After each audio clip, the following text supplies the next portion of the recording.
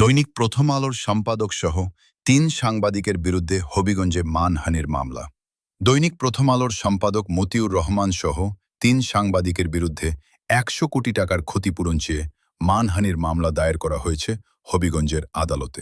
বুধবার হবিগঞ্জের senior judicial magistrate আদালতে স্থানীয় NGO people's assistant for social advancement PASA এর নির্বাহী পরিচালক সৈয়দ হুমায়ুন কবির মামলাটি দায়ের করেন। মামলার অপর আসামিরা হচ্ছেন প্রথম আলোর জ্যেষ্ঠ প্রতিবেদক রিয়াদুল করিম ও হবিগঞ্জ প্রতিনিধি হাফিজুর রহমান নিয়ন।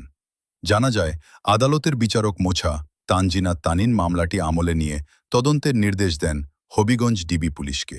মামলার এজাহারে বলা হয়, ৫ ফেব্রুয়ারি দৈনিক প্রথম আলো পত্রিকায় এক ব্যক্তিনির্ভর পাশা দিচ্ছে ১০,০০০ নির্বাচন পর্যবেক্ষক শিরোনামে সংবাদ প্রকাশিত হয়।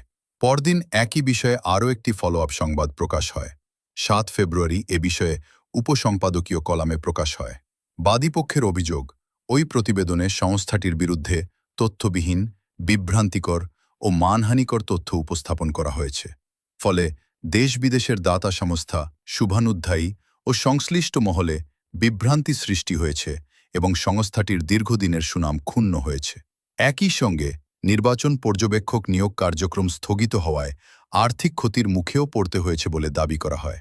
মামলায় আরও অভিযোগ করা হয়, প্রকাশিত সংবাদ ও সম্পাদকীয়তে সংস্থাটিকে নাম সর্বস্ব, নিজস্ব প্রকল্পবিহীন এবং টাকার বিনিময়ে পর্যবেক্ষক কার্ড বিক্রির অভিযোগ রয়েছে এমনভাবে উপস্থাপন করা হয়েছে যা সম্পূর্ণ মিথ্যা, ভিত্তিহীন ও উদ্দেশ্যপ্রণোদিত। এমনকি সংস্থার প্রধান কার্যালয়ের ছবি সম্পাদনা করে প্রকাশ করা হয়েছে বলেও অভিযোগ করা হয়েছে। বাদীপক্ষের দাবি, এসব প্রতিবেদনের কারণে সংস্থাটির প্রায় ১০০ কোটি টাকার মানহানি হয়েছে।